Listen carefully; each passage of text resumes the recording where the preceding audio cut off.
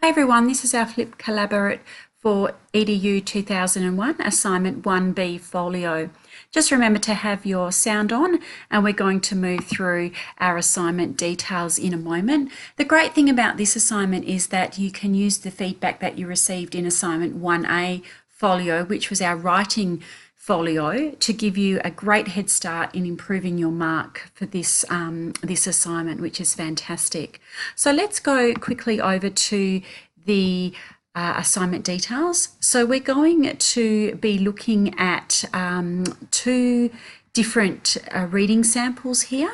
So these two sections are for Riley and Mia, and you can have a listen to those in your own time. And please make sure you've listened to them before you attend the live collaborate session. That would be really great. And you've got the text alternate here as well if you need that. So basically what you need to do is you need to, from the list provided, select one area of need for Riley and Mia as the focus points for the requirements of this assessment. So I'm going to go back to our PowerPoint here. So Riley's areas of need. So you need to choose one. So you can either choose phonological development, syntactical development, or the rereading of texts.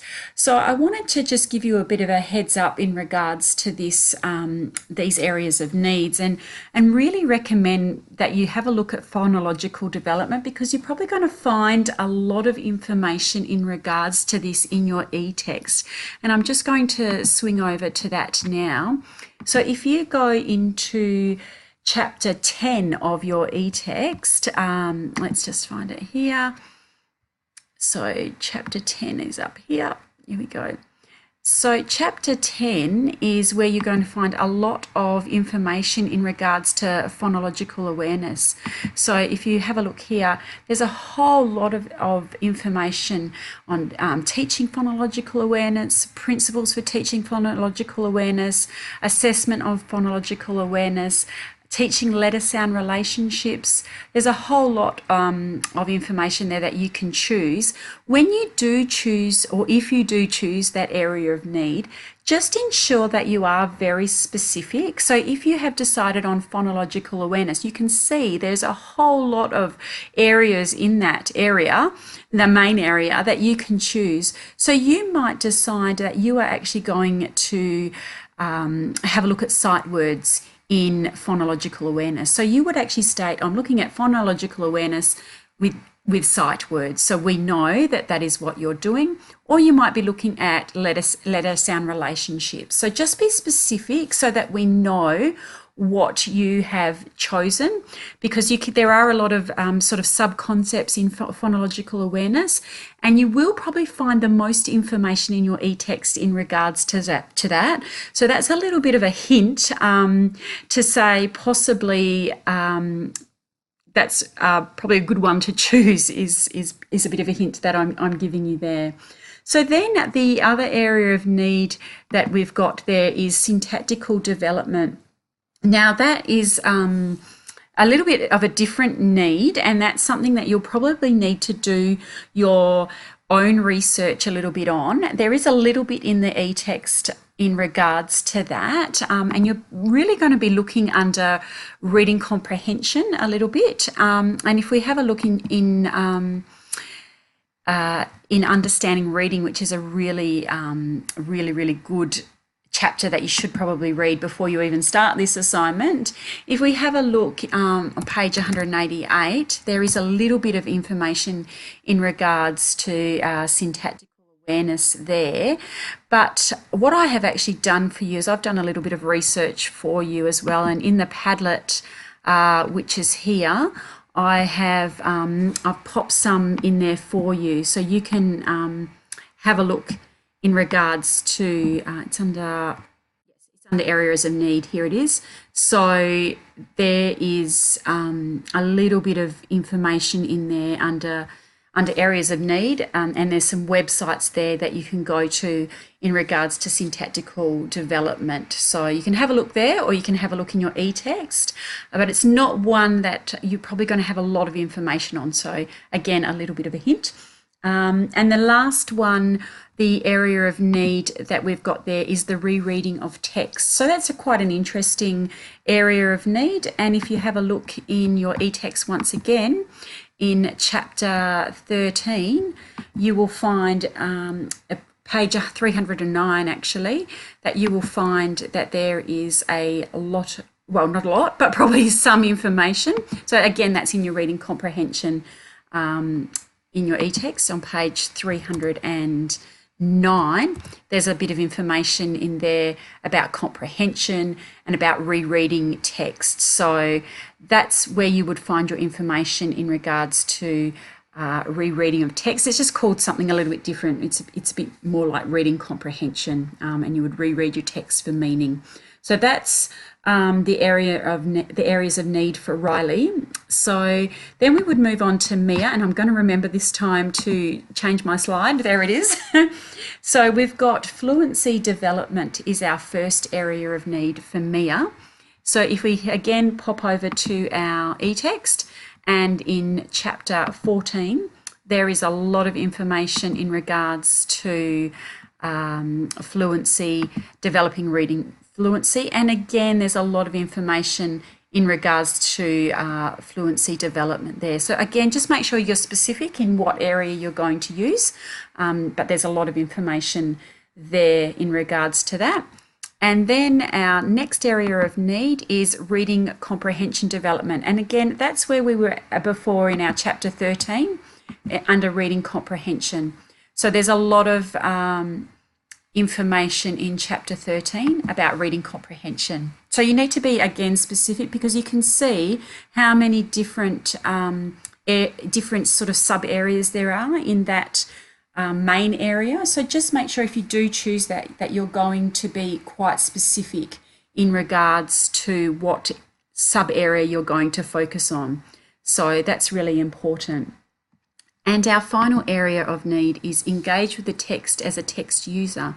So this is from the 4 roles of the reader, and this is something that we haven't really touched on a lot. So it's getting a little bit tricky there.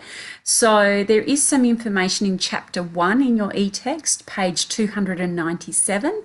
So that's probably a good place to start in regards to that. But again, in the Padlet, I've done a little bit of digging around for you, and there's some more information there about the text user, so you can have a look at some of those websites as well if you decide to use that one. But a little bit of another hint that I would give you, I would be more inclined to choose the area of need that has more information. So possibly your fluency and your reading comprehension is probably those 2 areas that I would be focusing on for Mia. So something to think about. So once we've decided on those areas of needs from those lists, so you need to do 1 for each, we need to select a teaching strategy that has been covered in the unit learning materials and explain how the specific teaching strategy will support and extend each child's area of need in reading development. So make sure when you've chosen that teaching strategy that it links back to whichever area of need you have chosen up there. So if we have a look again back here at our teaching strategies for reading, there's a whole lot there.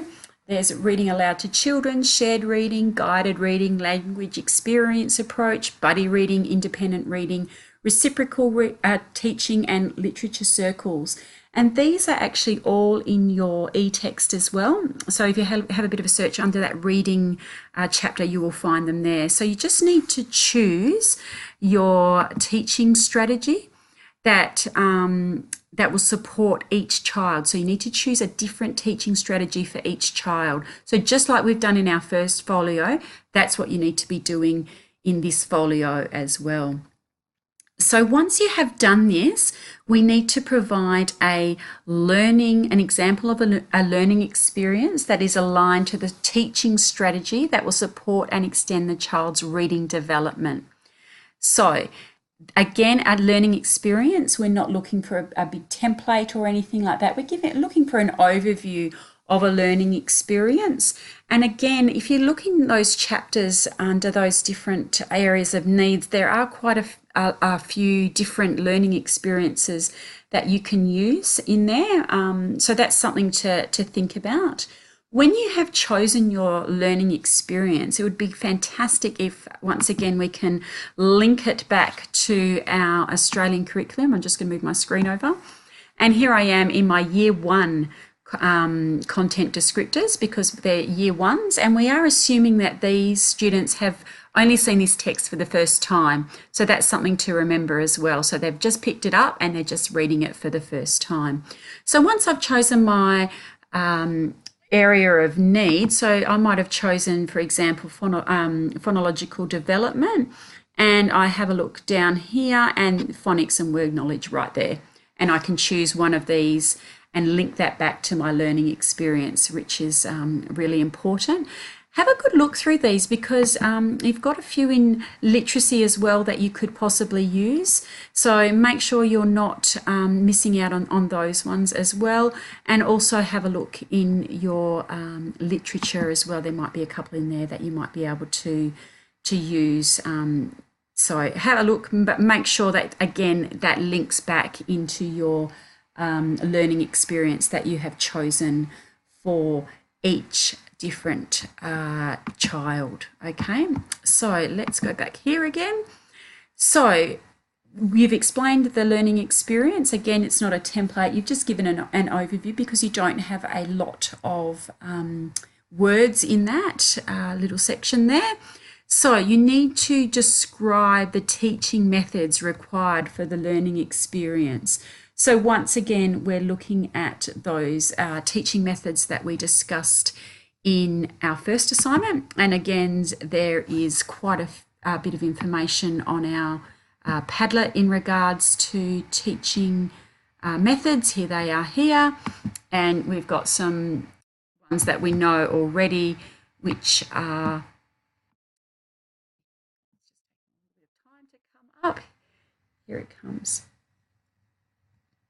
Oh, my internet is very slow at the moment.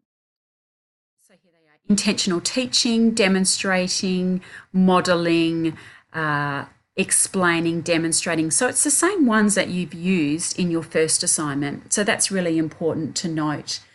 So then you need to make sure that that is supporting your reading skills as well. So how does intentional teaching support that main learning need that you've identified? Okay, so make sure you are doing that. Very important. So you've described your teaching method for each child, and then you're going to give an explanation of how the learning experience will support the development of reading skills. So make sure you're telling me how your learning experience is going to link into that main area of need. That's really important that you do that. Very important that you do that, and you're showing me how does it support and link back in to that main area of need up here, which you've chosen. Okay, so that's really important. And then you're going to, like we did in the first assignment, give an evaluation of how ICT can be incorporated into the learning experience to enhance literacy teaching. So it's not a separate ICT lesson. It is how you can use ICT to enhance your lessons. So that's really important to know. And if you go to your e-text, there's actually quite a lot of information I've found in regards to that in chapter 14, I think it was. Let me have a look.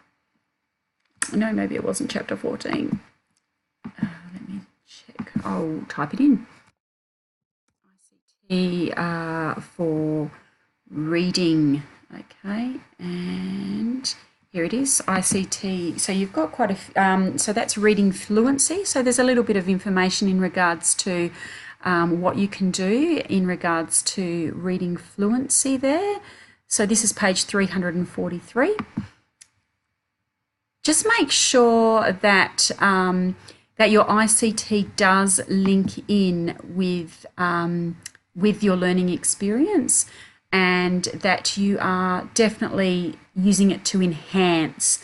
So if you're, for example, using letter sounds in your phonological development, there might be a little game on an iPad that you might be able to use to enhance your lesson. So that's really important to remember. So once you've done all of that, and that is only 1,000 words, so it needs to be evenly split between each child. So that's only 500 words each, so it's not a lot. You can use your subheadings again. That's really important, and that's part of a folio, and it just breaks it up so we can differentiate between the two different students as well. So once you've done that, then we go into section 2, which is 500 words. And in this section, you're going to compare the teaching strategies that you've used in the previous section. Okay, so in order to compare, you need to make sure that you're not using the same teaching strategies. Okay, so when you're comparing something, you need to look at the things that are similar and the things that are different. Okay, that's really important. We don't just state what the strategy is. You need to actually tell the reader what the similarities are and what the differences are. Okay, so if you go back to your teaching strategies for reading, so if you've, for example, chosen reading aloud to children and buddy reading, so what are some things that are good about those ones, or what are some of those things that aren't so great, or some differences that you might see there? Whereas, I mean, to me, buddy reading is quite a social thing. They may not get through a lot of text. Shared reading, you probably will, and it's quite teacher-directed, whereas buddy reading is student-directed. So those are the types of things that we're looking for. It really needs to come through. We don't just state what they are. We need to be looking at the similarities and the differences. That's really important that you do that, because otherwise we're not going to be able to give you those marks for that. And then you need to discuss any benefits and limitations you may have noticed about the two teaching strategies. So you're just bringing that in again, and you're talking to me a bit about, so there are some comparisons between the teaching strategies. So what does it look like in a classroom? So what's the benefit, for example, of doing a guided reading lesson? So how would that benefit our students? Really important that you tell us that. And what are the benefits of something like buddy reading? What are the limitations of that? Important to tell me that. And again, it's only 500 words. So you need to make sure your responses for both children are presented clearly and justified by making reference to published academic and professional sources. So once again, we're going to be looking at the e-text. We're going to be looking at the Australian curriculum. You've got some information in the Padlet there that I've put for some of those learning needs. So you need to make sure that you're doing that as well. So there's a lot of information that you have to succinctly put into your folio. So just ensure that you do that. Really important. Okay. So let's have a look at our next slide here, which is, oops, here we go. No, it's not doing it. Gosh, my computer's not going to want to do it for me today. It's your formatting and referencing. So, like your first folio, it needs to be formatted using Times New Roman font, which the size is 12. Line spacing must be set at 1.5. Third person, now that's really, really important that you use third person. Really important, because that's our academic writing. And it needs to be in a single Word document. And all your sources referenced in your folio must be included in a reference list, appropriately formatted in APA style. And this reference list is not included in the word count, but remember your reference list is separate. So that's really important that you have a separate page for our reference list. And make sure, again, you've already got your first, you've got your Australian curriculum, you've got your e-text, you've got some other information. So you're gathering 3 or 4 references without having to do too much looking around, because there is quite a lot of information in the Padlet, like I said as well. So that's really important to note. Just before we get to plagiarism, I'm just going to hop back over to here because I'm just going to point out the additional resources here. So you've got a Word version of the transcript, because I think that's really important, because sometimes when we're listening we can miss things, and sometimes when we have it visually in front of us we can get a bit of understanding of what we're looking for. You've got a referencing guide and you've got assignment support as well. And if you have a look at our assignment criteria, so we are using an analytical rubric, which we have done for our first assignment. And if you just have a look at our pass descriptors here, I mean, I always have my rubric in front of me, ensuring that I am ticking everything off and making sure that I've done everything. So for instance, in this criteria, you need to make sure that you've identified and explained a teaching strategy. So that's really important. So, and there's some references there. So there's your pass there. You have evaluated learning experience. So you've given your learning experiences, and you've included some ICT in there for Riley and Mia. Okay, so that's really important. Then you've made sure you've done an adequate comparison. So that's really important. That's a very important one in the rubric. Some people have missed that. So make sure that you go back and make sure that you've done a comparison there. Very important. And you've also and that shows us that you've given us an understanding of your teaching strategies as well. And there's some references in there, and some nice easy marks here in regards to your spelling and punctuation, grammar and syntax. Remember, you can use Studiosity for this. They can really help you with that. But that's some easy marks there. And you've also got your APA referencing here, which is some more easy marks that you can get as well. So again, Studiosity can help you with that. So just ensure that you are looking at that rubric and you are ticking off that you are going to be at least in that pass descriptor, even more aiming for these higher ones, because you would have had your feedback as well from assignment 1 that you can be using. So that's really important. So I'm going to go back here to our plagiarism, and of course there's a whole slide there, and we've gone through this in our first one in regards to that. So just make sure that you aren't using anyone else's work and you are citing correctly in your folio. Really, really important that you do that, because we don't want issues to be happening with plagiarism. The same with self-plagiarism, and I've put some information in the Padlet in regards to that. So just make sure that you are following those guidelines as well. So that's really important. And our extensions. So this assignment is due in a few weeks. So just make sure that you have emailed your ELA if you need a 48-hour extension, and if you need longer than that, then you can request one via the extension form in the portal. Just make sure you do it early enough so that we know that there are some extenuating circumstances that you need a extension for. And just remember, if you are asking for longer than 7 days, then I will require some medical evidence to support your claim. So I think this is about helping, who can help you, and what each person's role is. So we've got the student advisors, the student coaches, and us as ELAs. Remember, you can be asking your ELAs anything on the discussion board. Try not to email them about assignments. There is a question and answer thread in your on your boards, so that's really where you should be posting any questions in regards to assignments. Emailing is more for if there's a personal issue or something that's come up. That's when you can email your ELA. But anything to do with with assignments or questions to do with assignments should be posted on your discussion board. That's really important.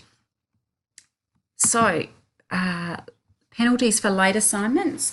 Just make sure that you are getting your assignments in on time, because there will be penalties for this one.